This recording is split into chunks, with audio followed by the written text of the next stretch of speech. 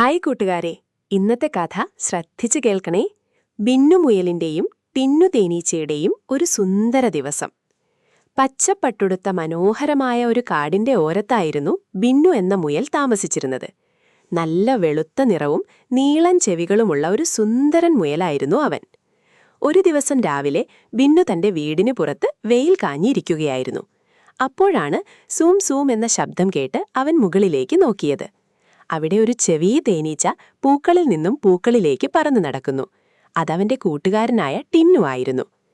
ടിന്നു, നീ എന്തിനാണ് ഇങ്ങനെ കഷ്ടപ്പെടുന്നത്? ഈ മനോഹരമായ ദിവസം നമുക്ക് കളിച്ചു നടന്നുകൂടെ? ബിന്നു ചോദിച്ചു.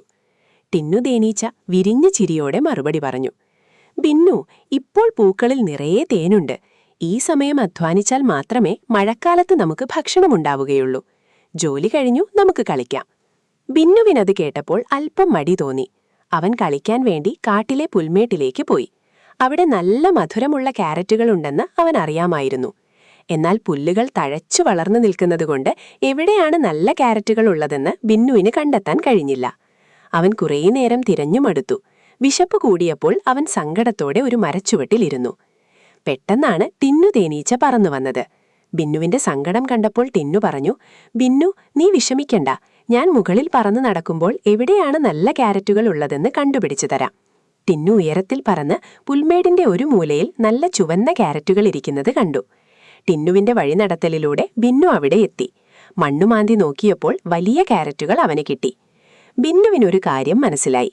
ടിന്നു തന്റെ ജോലി കൃത്യമായി ചെയ്തതുകൊണ്ടാണ് അവനെ സഹായിക്കാൻ കഴിഞ്ഞത്. ബിന്നു കിട്ടിയ ക്യാരറ്റുകളിൽ കുറച്ച് ടിന്നുവിന് നന്ദിയായി നൽകി.